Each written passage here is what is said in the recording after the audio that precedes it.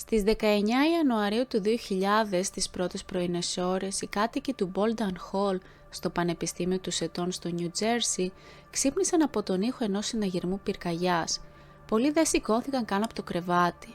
Οι συναγερμοί πυρκαγιάς ήταν ένα εβδομαδιαίο συμβάν.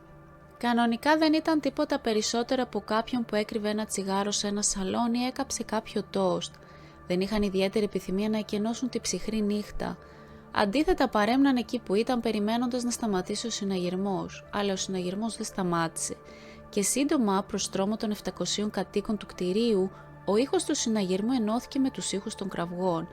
Φωνές έξω από τις πόρτες των υπνοδωματίων τους που φώναζαν ξανά και ξανά «Είναι αληθινό, είναι αληθινό, είναι αληθινό». Αν σας αρέσει το βίντεο, κάντε εγγραφή στο κανάλι και πατήστε το like για υποστήριξη.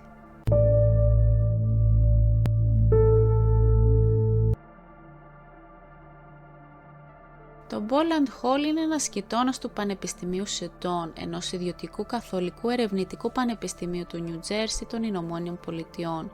Χτίστηκε το 1952 και αρχικά ονομαζόταν Bishop Hall πριν μετανομαστεί σε Bolton Hall προς τιμή του Αρχιεπισκόπου του Τόμας Μπόλαντ. Το κτίριο χωρίστηκε σε δύο μισά, βόρειο και νότιο. Μεταξύ αυτών, αυτά τα δύο τμήματα θα μπορούσαν να φιλοξενήσουν περίπου 700 φοιτητές. Εκτός από πολλά δωμάτια κοιτών, το συγκρότημα περιείχε και άλλες εγκαταστάσεις, πλυντήρια, σαλόνια και δωμάτια αναψυχής, χώρους μελέτης, παρεκκλήσεις και καφετέρια. Γενικά θα χρησιμοποιούνταν ως κατοικία για φοιτητές πρωτοετών. Οι φοιτητές περνούσαν συχνά τον ελεύθερό τους χρόνο στα σαλόνια και συμμετείχαν σε κοινωνικές δραστηριότητες που διοργανώνονταν. Όπως σε κάθε πανεπιστημιακή κατοικία, υπήρχε ένα ορισμένο ποσοστό παράνομου αλκοόλ, πάρτι και πρακτικών αστείων μεταξύ των φοιτητών που ζούσαν εκεί.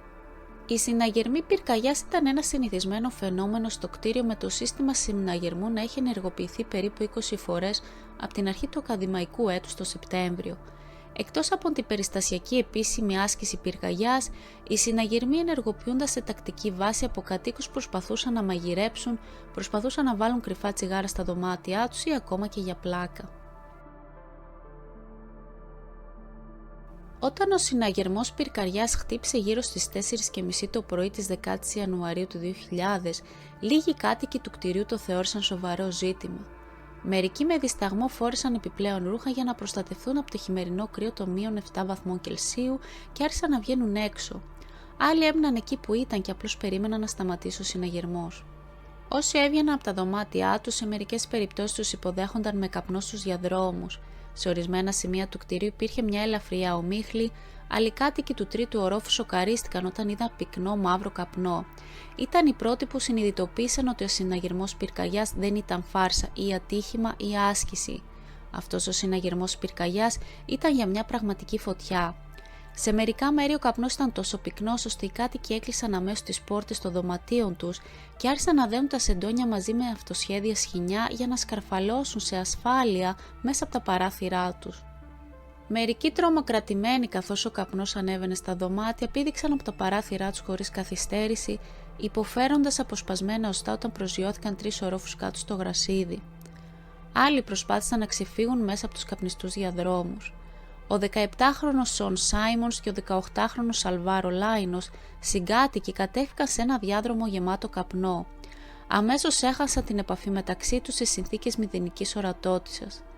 Ο Αλβάρο προσπάθησε να επιστρέψει στο δωμάτιο του κοιτώνα που είχαν μόλις αφήσει, αλλά έπεσε σε ένα τοίχο και αναγκάστηκε να προσπαθήσει να φτάσει σε μια σκάλα.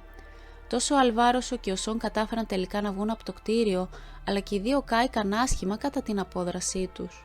Πολλοί άλλοι φοιτητές υπέστησαν επίσης εγκάβματα και τραύματα από την εισπνοή καπνού καθώς έφευγαν. Πολύ γρήγορα οι συνθήκες μέσα στο διάδρομο του τρίτου ορόφου έγιναν σαν φούρνους, με τυφλωτικό καπνό και τείχους και πατώματα που ήταν αρκετά ζεστά για να προκαλέσουν εγκάβματα σε επαφή. Μερικοί βοηθοί έκαναν πολλαπλές διαδρομές μέσα και έξω από το κτίριο, προειδοποιώντας τους φοιτητές για τη φωτιά και βοηθώντας τους να εκενώσουν το κτίριο. Οι βοηθοί Τόμας και Ντέινα επέστρεψαν στο φλεγόμενο κτίριο πολλές φορές για να βοηθήσουν στην εκένωση. Η Ντέινα κάηκε σοβαρά κατά τη διαδικασία.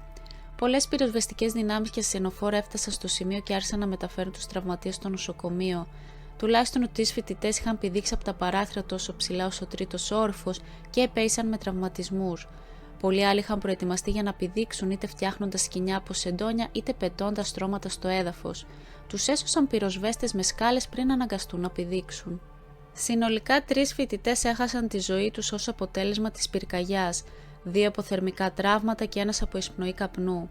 Άλλοι 56 φοιτητές τραυματίστηκαν, 5 υπέστησαν εξαιρετικά σοβαρά εγκάβματα που άλλαξαν τη ζωή τους, συμπεριλαμβανομένο το Σον και Αλβάρο.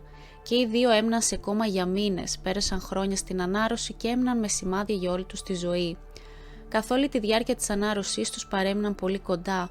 Πράγματι η πρώτη ερώτηση του Σον που όταν ξύπνησε από το κόμμα ήταν απλά πώς είναι ο Αλ. Η Ντέινα, η υπεύθυνη που επέστρεψε στο κτίριο για να βοηθήσει την εκένωση περισσότερων φοιτητών, υπέστη σοβαρά εγκάβματα που κάλυψαν το 60% του σώματός της, αλλά και αυτοί τελικά επέζησαν και με σημάδια για όλη της τη ζωή. Αμέσως μετά την καταστροφή, οι φοιτητές από το Bolden Hall μεταφέρθηκαν σε άλλα μέρη της Πανεπιστημιούπολης. Μετά από λίγες μέρες όσοι ζούσαν κάτω από τους κατεστραμμένους ορόφους του Bolden Hall μπόρεσαν να επιστρέψουν, ενώ περίπου 70 φοιτητές επανατοποθετήθηκαν για το υπόλοιπο εξάμηνο, ενώ πραγματοποιήθηκε μια επιμελής ιατροδικαστική εξέταση των κατεστραμμένων ορόφων. Η φωτιά φαίνεται να ξεκίνησε σε ένα σαλόνι του 3ου ορόφου. Το σαλόνι ήταν ένας ανοιχτός χώρος που βρισκόταν στη συμβολή 2 διαδρόμων. Σε αυτή την περιοχή παρατηρήθηκε ότι αρκετοί καναπέδες με ξύλινο πλαίσιο είχαν καεί ιδιαίτερα σοβαρά. Εδώ, όπως φάνηκε, ξεκίνησε η φωτιά. Καθώς η έρευνα προχωρούσε, έγινε φανερό ότι η φωτιά δεν ήταν τυχαία. Οι ερευνητές υποψιάζονται ότι μπορεί να τοποθετήθηκε σκόπιμα. Σιγά σιγά, μετά από μια έρευνα που διήρκησε χρόνια, η αλήθεια αναδύθηκε. 2 φοιτητές, ο 18χρονος Σον Ράιαν και ο Τζόζεφ Λεπόρ, είχαν βάλει τη φωτιά σκόπιμα. Το είχαν σχεδιάσει σαν φάρσα. Η πρόθεσή τους ήταν να βάλουν φωτιά σε ένα πανό που κρέμεται στο τοίχο του σαλονιού, να το αφήσουν να καεί μέχρι να ενεργοποιήσει το συναγερμό πυρκαγιάς και έτσι να ξυπνήσουν και να αναγκάσουν τους συντρόφους τους να βγουν από το κτίριο μέσα στην εξαιρετικά κρύα νύχτα. Δεν ήθελαν να εξαπλωθεί η φωτιά ούτε να πάθει κανείς κακό. Οι 2 φοιτητές και οι 2 μεθυσμένοι ήταν μόνοι τους στο σαλόνι. Ο Σον έσκησε μερικώς το πανό από τον τοίχο και μετά έριξε ένα σπίρτο. Το ζευγάρι πέρασε το αναμένο σπίρτο μπρος-πίσω πριν ο Ζόζεφ ανάψει το πανό. Οι 2 έφυγαν από το σαλόνι και επέστρεψαν στο δωμάτιό τους πριν εκενώσουν το κτίριο λίγα λεπτά αργότερα. Χωρίς επιτήρηση το πανό κάηκε και μετά έπεσε από τον τοίχο στο καναπέ, ο οποίος άναψε κι αυτός. Ο καναπές κάηκε και η φωτιά εξαπλώθηκε σε άλλα έπιπλα στο σαλόνι. Σύντομα ξέφυγε από κάθε έλεγχο, σκοτώνοντας και ακροτηριάζοντας τους φίλους τους. Αμέσως μετά, ενώ το κτίριο εξακολουθούσε να καίγεται, ο Τζόζεφ μίλησε στα συνεργεία ειδήσεων στη σκηνή περιγράφοντας το πυκνό καπνό που είχε δει μέσα στο κτίριο και ισχυριζόμενος ότι είχε βρει τον τρόπο να βγει μέσα από το καπνό. Σε αντίθεση με τα άλλα θύματα της πυρκαγιάς όμως δεν υπήρχε θάλη στα ρούχα ή στο πρόσωπό του, κάτι που αρχικά προκάλεσε υποψίες στην αστυνομία. Τελικά, όταν η αστυνομία άρχισε να τους ανακρίνει, ο Ζόζεφ και ο Σον παραδέχτηκαν τι είχαν κάνει. Κατά τη διάρκεια μιας επακόλουθης δίκης κατάφεραν να διαπραγματευτούν μια συμφωνία και καταδικάστηκαν σε 5 χρόνια φυλάκιση ο καθένας. Και οι 2 αφέθηκαν ελεύθεροι μετά από λιγότερο από 3 χρόνια και συνέχισαν τη ζωή τους. Η σκόπιμη ανάφλεξη πυρκαγιάς από το Σον και τον Τζόζεφ ήταν η αιτία καταστροφής, αλλά ορισμένοι παράγοντες μέσα στο κτίριο επιδίνωσαν την επίδρασή του. Το Bolden Hall δεν ήταν εξοπλισμένο με σύστημα ψεκασμού, καθώς αυτό δεν είχε απαιτηθεί όταν κατασκευάστηκε τη δεκαετία του 1950. Η καταστροφή τράβηξε την εθνική προσοχή στο γεγονός ότι πολλές πανεπιστημιακές κατοικίες, μερικές κατοικίες εκατοντάδων φοιτητών, δεν είχαν συστήματα ψεκασμού. Το Νιου Τζέρσι έγινε η πρώτη πολιτεία που επέβαλε τους ψεκαστήρες στους γειτόνες. Πολλά κτίρια σε ολόκληρη τη χώρα ήταν εξοπλισμένα με ψεκαστήρες ως άμεσο αποτέλεσμα της πυρκαγιάς του Bolden Hall.